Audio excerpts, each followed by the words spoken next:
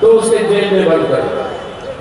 तो इस तरीके से वो गोवा के अंदर, कर्नाटक के अंदर, मध्य प्रदेश के अंदर, महाराष्ट्र के अंदर, आपके पूर्वी उत्तर में कई सारे प्रांतों के अंदर हारे हैं चुनाव, लेकिन सरकार बना लेते हैं इस तरीके के काम करते हुए। आज त्रिपुरा को आप सबको आज सावधान रहना है। आज सावधान रहना है कि किसी भी तरीके से जो जनता की मत है, उस जनता की मत के ऊपर कोई रोक लगाने की कोशिश करे तो जैसे भगत सिंह ने कहा कि शांतिपूर्वक ढंग से धमाका सुनाएंगे, आप सबको धमाका सुनाते हुए अपनी आवाज को वोट के अंदर बदलना है। तभी जो है त्रिपुरा के अंदर जनतंत्र की बचाव होगी और लोगों की भविष्य जो है वो निश्चित रहेगा। तो आज इस हालत में हमें ये देखना पड़ेगा कि उनके पास एक ही हथियार बचा है।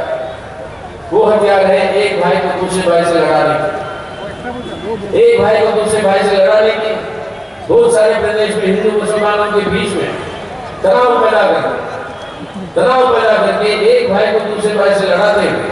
वो जो है अपनी सांप्रदायिक ध्रुवीकरण, यानी एक नफरत के आधार पर, हिंसा के आधार पर लोगों के अंदर बंटवारा करते हैं, लोगों को लामबंद करना चाहते हैं अपनी राजनीतिक स्वार्थ।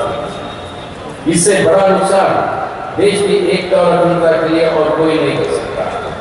और इसी के चलते हुए आज दुनिया के अंदर सभी आंकड़ों में भारत का बहुत भारी गिरावट, और ये गिरावट के सामना करने की जगह आज जो है ये सरकार गलत प्रचार और पैसे का इस्तेमाल करते हुए, धमकी का इस्तेमाल करते हुए और अपने संस्थाओं का इस्तेमाल करते हुए ईडी या सीबीआई वो दूसरे लोगों की आवाज को बंद करवाना चाहते हैं। और कोई भी उनके खिलाफ आवाज उठाएगा, उनको जो है देशद्रोही के नाम पर उनके ऊपर आरोप लगा के जेल में धकेल देते। अभी क्या हुआ गुजरात के अंदर बिल्डिंग वालों पर जो खुलेआम गैंगरेप होकर खुलेआम कत्ल किया, उन सभी लोगों को आज सफाई हो गई सुप्रीम कोर्ट के सामने, सबसे ऊंचाई हमारी कोर्ट कचहरी के सामने, कि केंद्र सरकार उनको रिहा करने के लिए आदेश की मंजूरी दी।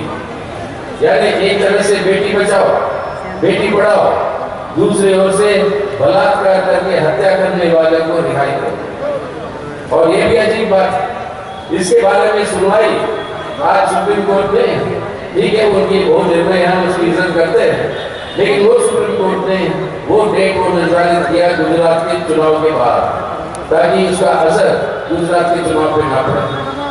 अब इस तरीके की बातें जो हो रही है, या अब आपके बॉम्बे के हाईकोर्ट ने रिहा कर देती है एक यूएपीए के अंदर एक अबाधित डिसेबल्ड 90% डिसेबल्ड जो व्हील चेयर पे रहता है एक प्रोफेसर, उसको छूट देती है, लेकिन उसको सुप्रीम कोर्ट ने छुट्टी के दिन मिलकर उनको जो है कहती है कि इसको वापस लेके इसको जेल में रखा। इसी तरीके से कई सारे पत्रकार बेचारे ये भी मुलाजिम है, नौकरी करते हैं, उनके मालिक जो भी कहे मतलब उसको उनको करना पड़ता है, लेकिन कई सारे जो सच्चाई बोलते हैं पत्रकार, वो सब आज जेल के अंदर बंद रहे हैं क्योंकि वो सच बोल रहे हैं।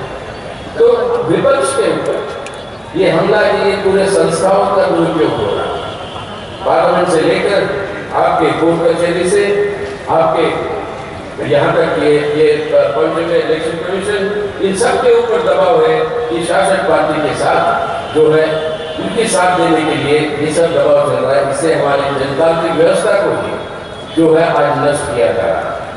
यानी एक तरफ से देखें भारत का संविधान जो है, जिसके 4 मुख्य स्तंभ है, और वो 4 मुख्य स्तंभ है धर्मनिरपेक्ष जनतंत्र, दूसरा है आर्थिक संप्रभुता, यानी देश की संपत्ति आपकी और हमारी, मालिक लोग है। आज मोदी सरकार हो या कोई भी सरकार, ये सरकार जो है सिर्फ मैनेजर को कोई अधिकार नहीं होता बिना जो मालिक है उसकी इजाजत लिए हुए उस संपत्ति को बेचने का। मोदी सरकार वही काम कर रहा है। बिना हमारी इजाजत लिए आपकी हमारे लोगों की वो हमारी संपत्ति को बेच रहा है पब्लिक सेक्टर को और ये लूट मची हुई है।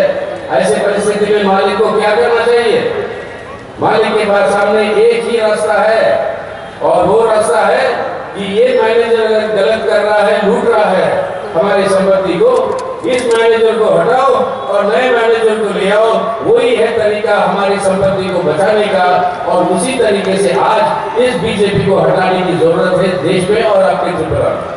बिना उसके ना हमारे देश को बचा पाएंगे हम, ना हमारी जनतांत्रिक अधिकारों को, ना हमारी भविष्य।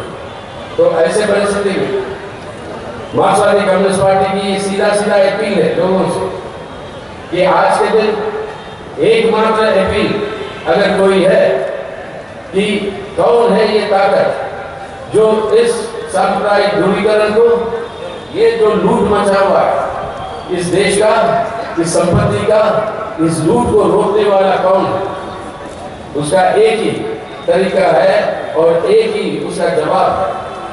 याद करिए बहुत कुछ रामायण के बारे में, रामायण को याद करते हैं हमारे भाजपा के लोग।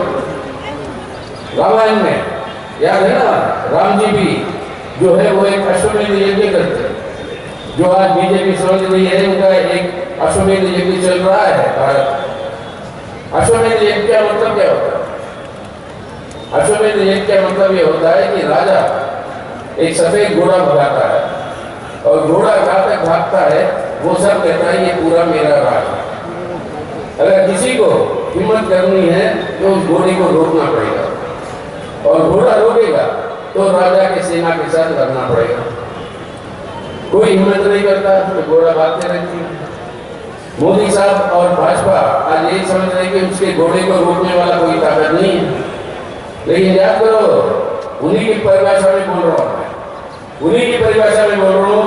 रामायण में राम का घोड़े को कोई रोकता है? कौन है ये घोड़े को रोकने वाला? घोड़े को रोकने वाला दो जुड़े भाई लव और कुश, और ये जुड़े भाई इस राम की अश्वमेध यज्ञ के सफेद घोड़े को रोकते हैं। आज की राजनीतिक परिस्थिति में राजनीतिक जुड़े भाई हैं और वो राजनीतिक जुड़े भाई हैं जो इस लाल झंडे के अंदर नजर आ रहे हैं आपको। एक किसान का हथौड़ी और एक किसान का हथियार और मजदूर का हथौड़ी। ये किसान हथौड़ी का जो एकता है ये है दो जुड़वे भाई, और ये दो जुड़वे भाई लाल झंडे के साथ है। और ये लाल झंडा आज भाजपा के अश्वमेध यज्ञ को रोकेगा, इस सफेद घोड़े को रोकेगा और अपने देश को और त्रिपुरा को बचाएगा। आज ये हम लोग को ये संकल्प लेंगे कि आज देश को बचाना है, तब इस लाल झंडे को मजबूत करना। त्रिपुरा के अंदर हमारे ट्राइबल और नॉन ट्राइबल लोगों के बीच में जो एकता रहा ये है जुड़वे भाई त्रिपुरा के। ट्राइबल और नॉन ट्राइबल के लोग इन जुड़वे भाइयों की एकता को जो तोड़ रहे हैं बीजेपी वाले, उसको बरकरार और कायम रखने की जरूरत है। तो इस लाल झंडे को मजबूत करते हुए, वामपंथी ताकतों को मजबूत करते हुए हमारी अपील है सभी धर्मनिरपेक्ष ताकतों से और सभी धर्मनिरपेक्ष ताकतों से कि आज हम सब के साथ हमारा कर्तव्य है हमारे भारत को बचाना, और भारत को बचाना है। बिना त्रिपुरा को बचाए हुए भारत नहीं बच सकता। और त्रिपुरा को बचाना है, भारत को बचाना है। अगर भारत को बचाना है तो आज सब धर्मनिरपेक्ष ताकतें इस सांप्रदायिक ध्रुवीकरण के खिलाफ, इस नफरत और हिंसा की राजनीति के खिलाफ, और जिस तरीके से हिंसा की राजनीति की इस्तेमाल होती है अपनी राज को हासिल करने के लिए भाजपा की तरफ से, उसको बिना हराए हुए ये संभव नहीं है। आज अगर अपने देश को बचाना है, भारत को बचाना है, त्रिपुरा को बचाना है, तो सब धर्मनिरपेक्ष ताकतों की सबसे ज्यादा लामबंदी करने की जरूरत है, ताकि वो इस सांप्रदायिक जहर को, इस सांप्रदायिक ध्रुवीकरण को हम हरा सकें। और इसी के आधार पर भारत को बचाते हुए आज भारत को बदलना, एक बेहतर भारत के अंदर, क्योंकि आज कोई संपत्ति की और साधन की कमी नहीं है देश में, हम बदल सकते हैं अगर नीति सही होंगे। आज हमारे देश के अंदर साधन की कोई कमी नहीं है। यही पैसा जो हमारे अमीरों को आपके टैक्स पे इतनी छूट में दे रहा है मोदी सरकार, उसके ऋण माफी कर रहा है मोदी सरकार। 11 लाख करोड़, जैसे मैं पहले बोल रहा था आपको, 11 लाख करोड़ रुपए का जो ऋण माफी किया पिछले 8 सालों में, अगर वो नहीं होता, यही पैसा खर्च करता मोदी सरकार हमारे देश के अंदर सड़कें बनाने के लिए, नहरें बनाने के लिए, तो लाखों करोड़ों की तादाद में नए नौकरियां सृष्टि होती है। हमारा नौजवान भटकता नहीं, बेरोजगार, उसके लिए नई नौकरियां सृष्टि हो सकती है। और वो नई नौकरियां जब नौजवान को मिलेगा, वो जब उसका वेतन खर्च करेगा, तब ये बंद पड़े कारखाने, छोटे मोटे कारखाने, ये सब खुलेंगे और रोजगार और बढ़ेगा। ये रास्ता सामने है, ये विकल्प है सामने। ये विकल्प के चलते हुए हम भारत को और त्रिपुरा को और पूरी देश के हर हिस्से को हम बदल सकते हैं, एक बेहतर समाज में एक बेहतर प्राप्त है।